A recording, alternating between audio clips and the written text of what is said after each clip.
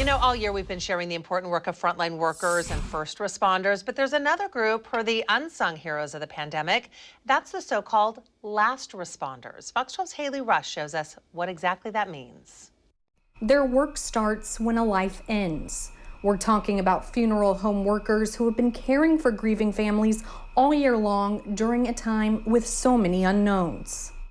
More than 2,000 people in Oregon have died from COVID-19 over the last year. It's been a lot. A lot because since day one of this pandemic, Shannon Spiker and her staff at Finley and Sunset Mortuary and Sunset Hills Memorial Park have been working on the back lines. And I think that is a really tremendous thing for people who don't know what we do on a daily basis to realize that this has been a very, very difficult time for us as well. Spiker says despite working long hours, sometimes 7 days a week, the hardest part of this past year, trying to care well for hurting families. Everything we've had to pivot in a completely different way to be able to serve the families the way that we're accustomed to serving them. Spiker says at first that meant figuring out how many people could even attend a service. Can we have 5 people? Can we have 25 people? And so as the time period with COVID has extended, obviously we've come to a more level place where we know how to communicate with families and we know better what's coming.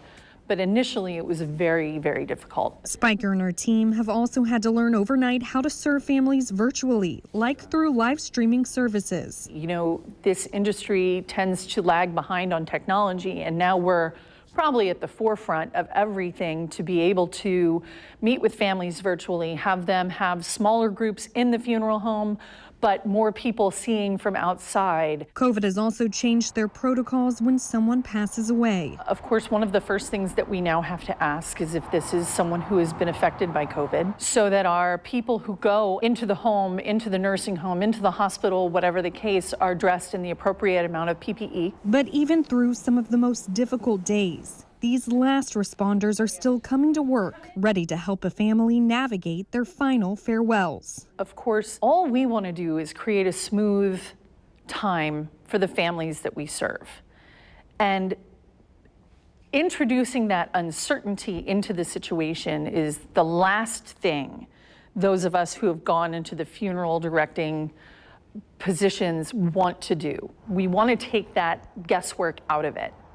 Spiker also tells me it's been extremely difficult not being able to hug or put her arm around a grieving family member, but she's holding out hope for better, more normal days ahead.